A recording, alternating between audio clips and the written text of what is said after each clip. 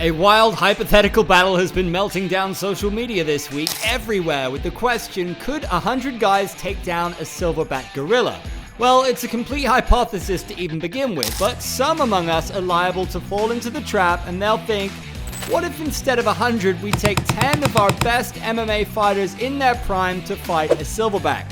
What if we assemble the Avengers from the world of glorified violence, the Gladiators of ground and pound? What if Ngannou throws the first punch? What if Pereira lands a clean left hook to the jaw?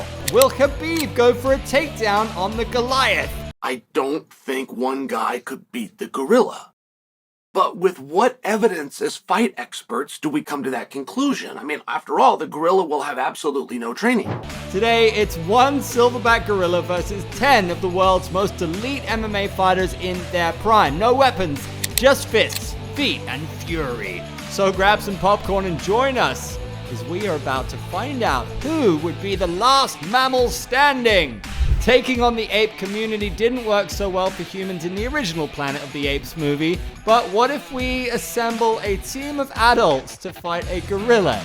We're not here to talk about just any bunch of dudes in hoodies and gym shorts. Nah, let's first meet the combatants. On one side, we have a gorilla. On the other side, we have a group of 10 of the very best fighters from around the world. We've chosen 10 fighters to lead our MMA Expendables team to fight a common enemy. These are humanity's best hope, the ultimate Octagon Dream Team, if we ever were to witness the events in the Hollywood blockbuster Planet of the Apes in reality. Alright, let's start with the beast in the room. A silverback gorilla weighs around 400 to 450 pounds of pure muscle. The boss of the jungle has a bite force of 1,300 psi, and that is more than a lion. His strength is 6 to 10 times that of an average adult male. He can run at about 20 miles per hour, which is about twice that of a male human. A gorilla's weaponized arms can rip tree trunks and skulls like they're pieces of paper.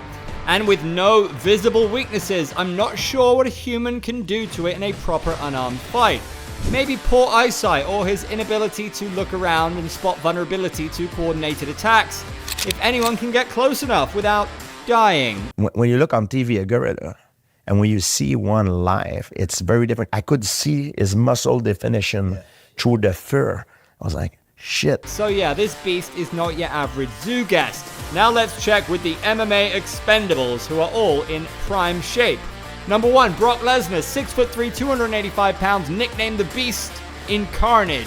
He looks like a mythical figure in the cage with his freaky athleticism. Number 2, John Jones, 6'4", 205 pounds, the MMA GOAT, known for his tactical ingenuity and adaptability machetes. Number 3, George St. Pierre, 5'10", 170 pounds, hailed as the smartest fighter in the game. His strategy and precision are unmatched in the sport. Also, he has prior experience of watching a silverback up close. I actually got chased by a silverback gorilla. Number 4, Mike Tyson, 5'10", 220 pounds. The prime Iron Mike from the 80s, fastest, most terrifying puncher ever.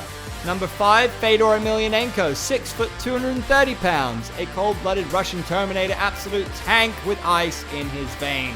Number 6, Francis Ngannou, 6'4", 260 pounds, architect of one of the most freakish KOs in the octagon. This fighter from Cameroon has the most powerful punch in UFC history. Number 7, Alex Pereira, 6'4", 205 pounds, Shama. This tribal warrior is a deadly striker with the touch of death in his left hand. One shot and boom, it's lights out. Number 8, Alexander Karelin, 6'3", 290 pounds. He was worshipped like a god in the Eastern Hemisphere for his exploits in Olympic Greco-Roman wrestling, nicknamed the Experiment due to his unreal strength and winning record. Number 9, Yoel Romero, 6 foot 210 pounds. The Cuban combines his supreme wrestling with knockout power.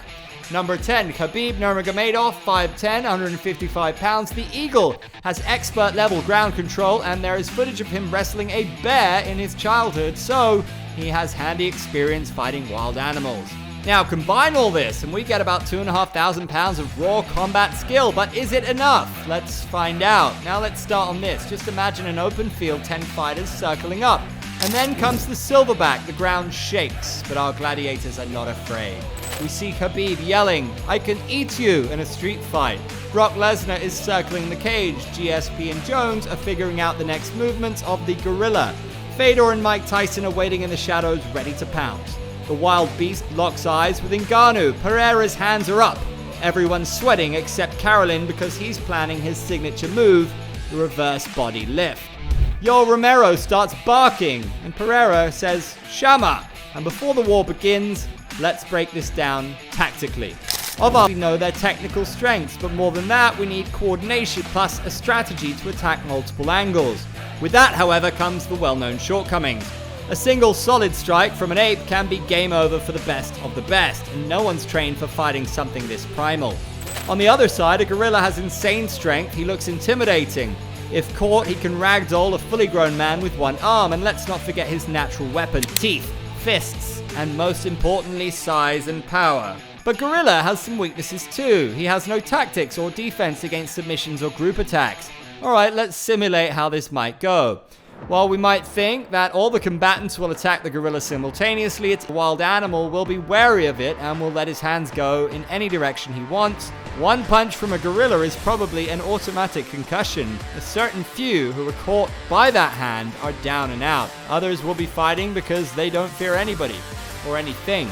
If you all attack the gorilla at once, yes, that's going to be an issue.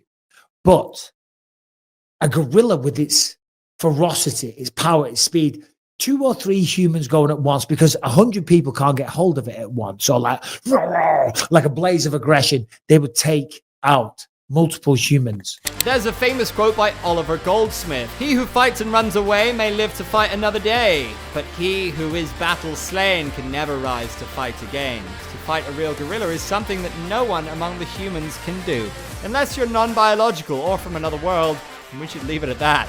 But I would request to pump the brakes on this and not exercise your mind on such hypothetical questions. But some among us think, what if Ngannou throws the first punch? Will Carolyn and Lesnar try to shoot for a double leg? Can Mike Tyson hit a 5-punch combo to the body and head? Can Khabib jump on its back for a rear naked choke? And GSP and John Jones will be busy strategizing. But let's come back to reality. It doesn't happen. And even if someone tried it, it would not even be close. Let it be known that the last one standing here will always be the almighty beast, relying on the man. Moral of the story, you don't mess with Mother Nature's final boss. So what do you think? Was our assessment of a gorilla realistic to you? Could our MMA dream team have done it? Are we overhyping the gorilla? Today was a what-if matchup, but remember, for more interesting stories in the MMA world, keep watching Sportskeeda MMA, and don't forget to like, share, and comment your opinion below. Before you go, take a look at the video on your left, where we explore how one interview from Izzy pushed Alex Pereira into God mode.